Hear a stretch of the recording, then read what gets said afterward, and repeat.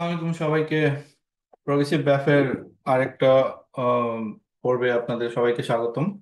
আজকে আমরা একটা খুব দুঃখজনক ঘটনা নিয়ে আপনাদের সামনে কথা বলতে আসছি। তো এই ব্যাপারটা সবার জানা উচিত। আজকে আমি একাই শো করতেছি।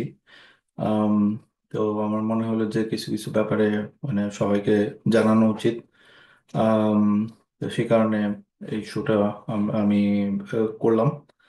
তো আজকে সবাই জানেন যে আগরতলাতে বাংলাদেশ কিছু উগ্রবাদী উগ্র হিন্দুত্ববাদী মানুষ বাংলাদেশের হাই কমিশনে হামলা করছে। এটা খুবই মানে উদ্বেগজনক এবং খুবই দুঃখজনক এবং খুবই ভয়ঙ্কর একটা ঘটনা। এটা আপনার কেন এটা এত ইম্পর্টেন্ট সেটা হলো যে আসলে মানে যদি কোনো হাই কমিশনের মধ্যে হামলা করে, তো হাই কমিশনের আপনার যেই আহ, জমি বা যেই জায়গাতে হাই কমিশনটা তৈরি বা যেই বিল্ডিং এ সেটা মানে দাবি করা হয় যে ওই ওই দেশের একটা সার্বভৌম একটা অংশ। তার মানে আপনি যদি আজকে বাংলাদেশের আমেরিকান হাই কমিশন হামলা করেন, আমেরিকা এটা ট্রিট করবে যে আম, তাদের দেশের উপর হামলা হয়েছে। তো এটা তো বাংলাদেশের যেই সহকারী হাই কমিশনে হামলা করা হয়েছে, যেই উন্মত্ত মব, হিন্দুত্ববাদী উগ্র হিন্দুত্ববাদী যে মবটা আক্রমণ করছে, এটা আসলে বাংলাদেশের উপর আক্রমণ করার মতো। তো এই জিনিসটা আক্রমণ করছে ভালো হয়েছে। এবং এখন বর্তমানে যে অবস্থা চলতেছে বাংলাদেশের মধ্যে, সবাই খুব উগ্র ভারত বিরোধী এবং আম, ভারতের বিরুদ্ধে ঘৃণা মানে ছড়ায় গেছে। মানে এটা এতই প্রেভেলেন্ট যে কল্পনা করা যায় না, যে মানুষ কোনোভাবেই মানতে রাজি না যে ইন্ডিয়া সম্পর্কে একটা ভালো কথা বা আম, ইন্ডিয়ার সাথে একটা ওয়ার্কিং রিলেশনশিপ, এগুলো মানুষ মানে কোনো ধরনের কথাই শুনতে রাজি না মানুষ।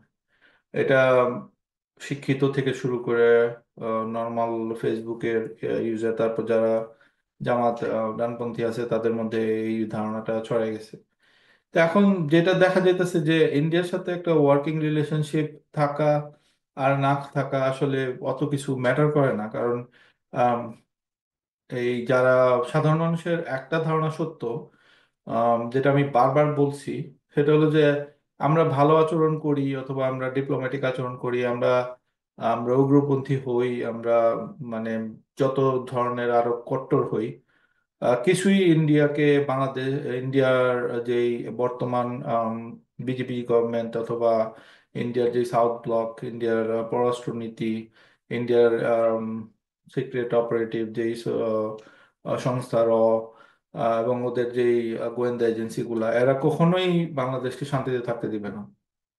এটা একটা আমি এই কথাটা বললাম এই কারণে, এই কথাটা খুবই গুরুত্বপূর্ণ একটা কথা। কারণ একটা ব্যাপার খেয়াল করার চেষ্টা করেন, মানে আপনি যাই করেন ওরা আপনাকে শান্তিতে থাকতে দিবে না, দ্যাটস ফর শিওর। কিন্তু তারপর আমার কথা হইতেছে যে এত এই যে যাকে তাকে ভারতের দালাল বলা হইতেছে, যারা ভারতের বিরুদ্ধে দাঁড়াইছে তাদেরকে ভারতের দালাল, এইগুলার আসলে শেষ কি? এগুলোর কোনো শেষ নাই। চেতনাবাজির যেরকম শেষ ছিল না, উন্মত্ততার শেষ ছিল না। আমি সেই 2013-এর উন্মত্ততা এখন দেখতেছি। যখন ওই যে রাজাকারকে সবাইকে বাধ্য করা হয়েছে শাহবাগী বানানোর জন্য, যারা শাহবাগী না তাদের উপর আক্রমণ করা হয়েছে, জামাত শিবিরকে আক্রমণ করা হয়েছে। মানে ইটস আ ম্যাসাকার। মানে যে অবস্থা, মানে পুরো দেশটা একটা ফ্রিঞ্জের মধ্যে চলে গেছিল যে সবাই রাজাকার সবাই। মানে বাঙালি তো এরকম আর কি, মানে চট করে উত্তেজিত হইতে সময় লাগে না, এবং যখন হয়ে যায় তখন আর তাদের নামানো যায় না, মানে গাছে থেকে নামানো যায় না, এরকম অবস্থা। আম, তো এখন জাস্ট ওইটার বিপরীত প্রতিক্রিয়া দেখতেছি। কেউ কোনো সুস্থভাবে কথা কোনো শোনার তাদের ধৈর্য নেই। সব কিছু সবাই ভারতের দালাল সবাই। তো এগুলা যেটা হইতেছে সেটা, এগুলা কোনো একটা দুর্ঘটনা দিয়ে বা কোনো একটা বাজে ঘটনা দিয়ে এটা শেষ হবে। এই উন্নততার আসলে এগুলোর তো কোনো পজিটিভ আউটকাম কখনোই হয় না। এনিওয়ে, যে কারণে আজকে আমি এই শোটা করতেছি সেটা হলো যে আমার মনে হলো যে কিছু কিছু জিনিস বলা দরকার মানুষকে, যে এখন আসলে আমাদের কি করা উচিত। আসলে এখন না, আমাদের বহু আগে থেকেই, এই সরকারের 3-4 মাস হয়ে গেল, তো অনেক আগে থেকে এটা করা শুরু মানে দরকার ছিল। এবং এটার জন্য বারবার আমরা অ্যাপিল করছি, পলিসি প্রপোজাল বানাই দিছি, অনেক কিছুই করা হয়েছে, বাট গভর্নমেন্ট তেমন একটা কেয়ার করে নাই, যেটার ফল তারা ভুগবে। এবং আনফর্চুনেটলি হলো এটা আমাদেরও ভুগতে হবে। আচ্ছা, সেই জিনিসগুলো কি, সেটা হলো যে আপনার প্রথমেই দরকার ছিল একটা আম, ইন্ডিয়ার আর আওয়ামী লীগের যে প্রপাগান্ডা, সেই propaganda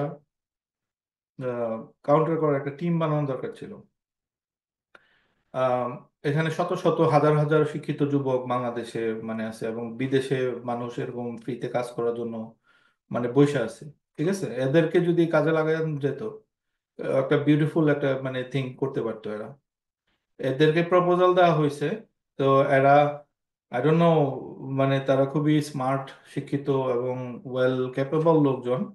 but I don't know মানে তাদের চিন্তা ভাবনাটা মানে কি হইতেছে, তারা কিছুই করতে পারে নাই এই পর্যন্ত। কয়েকটা উদ্যোগ আমি দেখছি, সেটা হলো যে একটা ফ্যাক্ট চেক একটা টিম তৈরি করা হয়েছে। প্রধান উপদেষ্টা মানে চিফ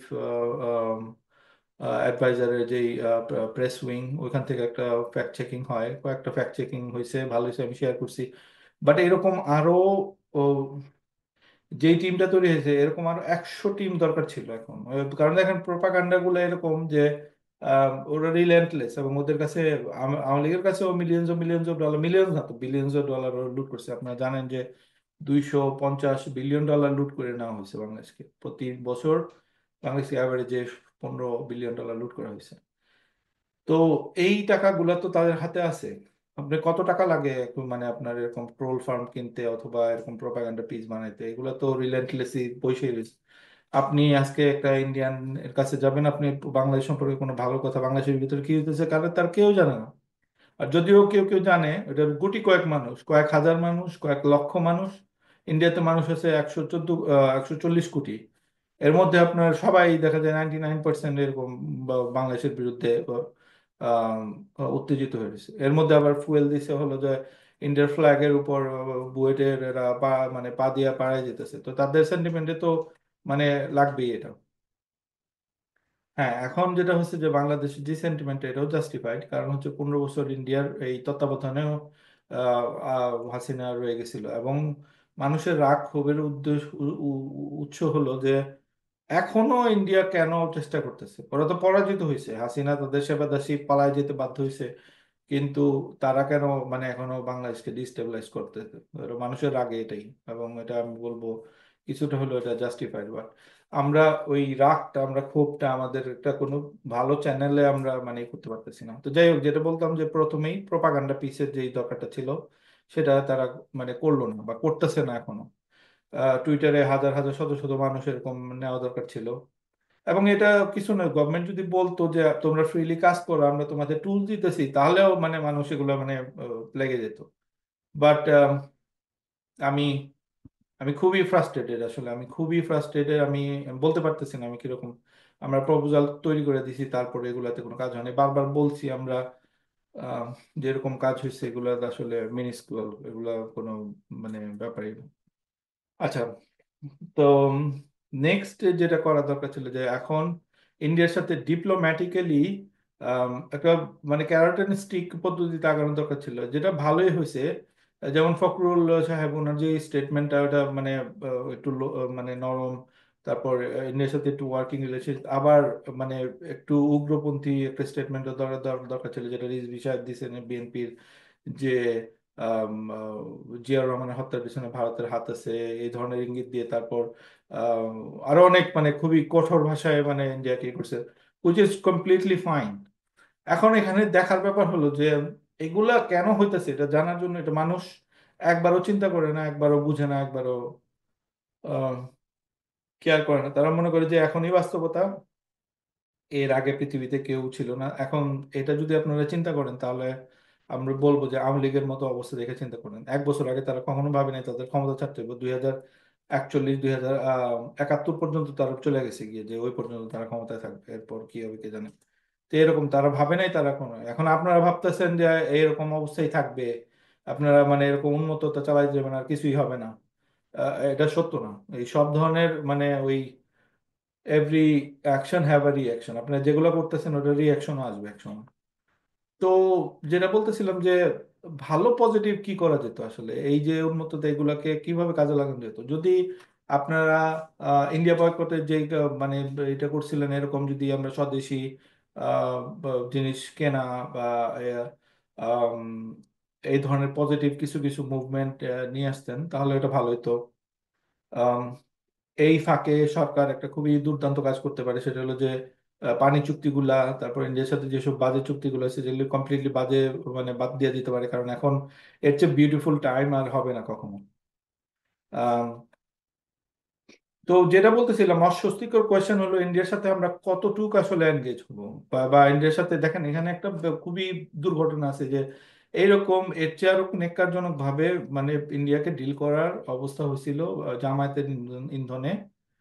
বিএনপি সরকার 2001 থেকে 2006 তারা একইভাবে বা আরো হয়তো কঠোরভাবে ডিল করার চেষ্টা করছে। খালেদা জিয়া, প্রণব মুখার্জি আসছে, ওনার সাথে দেখা করতে যায় নাই।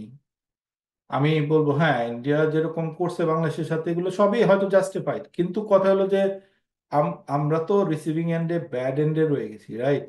এই ইন্ডিয়া তো আমাদের গত 16-17 বছর ধরে ওরাই রুল করলো। সো আমাদের কি একটু সতর্ক হওয়া দরকার না? মানে অ্যাটলিস্ট আমাদের তো সেকেন্ড থট দেওয়া উচিত যে আমরা কিভাবে আমার দেশটা খোয়াইছিলাম।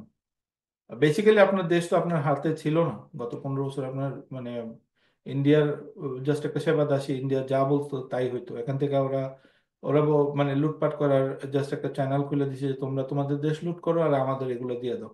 আর এখানকার মানুষগুলো জাস্ট উদ্বাস্তু, সেকেন্ড ক্লাস সিটিজেন বা হোয়াট এভার ইট ইজ, এইভাবে তাদেরকে ট্রিট করা হয়েছে। ঠিক আছে? তো ওই সময়টার কথা চিন্তা করে যে ইন্ডিয়ার সাথে যেই এই এরকম একটা hard stance, hard nose stance নিবেন, ওটার রেপারকাশন কি হবে সেটা তো চিন্তা করতে হবে। এটা কি ধরে রাখতে পারবো আমরা? এরকম যেগুলো যেগুলো করতেছেন এগুলোর কারণে কি আমরা মানে মানে দুর্বল, ডিস্টেবল হবে না? কতটুক তাদের সাথে মানে এনগেজ হতে হবে, কতটুক? এখন আমার যেই পলিটিক্যাল অ্যানালিসিস, এখন আমি ভুলও হইতে পারি, ঠিক আছে, আমি but আমার সুস্থ মাথায় যেটা বলে যে দেশকে এখন যদি স্টেবল করা যেত এবং কোনো ধরনের ঝামেলা আমরা বন্ধ রাখতে পারতাম। যেমন ধরেন এই যে দুর্গাপূজায় কোনো ধরনের ঝামেলা হয় না, এটা কিন্তু বিশাল একটা মানে ওরা যেটা করতেছে সেটা হলো তিলকে তাল বানায় ফেলতেছে। যে কোনো ঘটনা হয় সেটাকে ওরা ছাড়াই দেয়। এটা মানে যেমন এই যে যেই চিরাগে যে উকিলটাকে মারা ফেলা হলো, ওকে বলতেছে সে নাকি ওই চিন্ময়ের আইনজীবী, অথচ এটা কোনো সত্য ঘটনাই না। বা ওটারে একজন হিন্দুকে মেরে ফেলছে বললেই বা কি, মিথ্যা কথার তো কোনো আর ভ্যালিডিটি নেই, যা ইচ্ছা বললো, যা খুশি বললো, মানে কোনো ধরনের রিপ্রেকাশন ছাড়া। তো এখন দেশটাকে যদি স্টেবল করা যেত তাহলে পশ্চিমাদের বা সবাইকে দেখানো যেত যে দেখো এগুলোতে কোনো প্রবলেম হইতেছে না। তো এই ইন্ডিয়া এগুলো মিথ্যা কথা বলতেছে, আন্তর্জাতিক আন্তর্জাতিক অঙ্গনে বাংলাদেশকে আম, মানে মানে হেয় করার জন্য, অথবা তাদের যেই সেবাদাসী হাসিনা ফ্যাসিস্ট স্বৈরাচারকে আবার ফেরত বসানোর জন্য ইন্ডিয়া বাংলাদেশকে কলোনাইজ করার জন্য তারা চেষ্টা করতেছে। বাট এরকম যে এরকম একটার পর একটা গ্যাঞ্জাম চলতেই আছে, একটার পর একটা আপনারা মানে যেগুলো করতেই আছে যে উগ্র ডানপন্থী গোষ্ঠীরা, এটা আখেরে কিন্তু ভালো কোনো ফলাফল নিয়ে আসবে না। এবং তার চেয়ে বড় কথা হলো এই যেই লোকগুলো এখন উগ্র এই ধরনের করতেছে তারা তারা জাস্ট চলে যাবে। তারা বলবে যে আমরা জানি না, কিছুই জানি না আমরা, আমরা তো এখানে কে কি করছে আমি কিছুই জানি না। ঠিক আছে, এইরকম অবস্থা।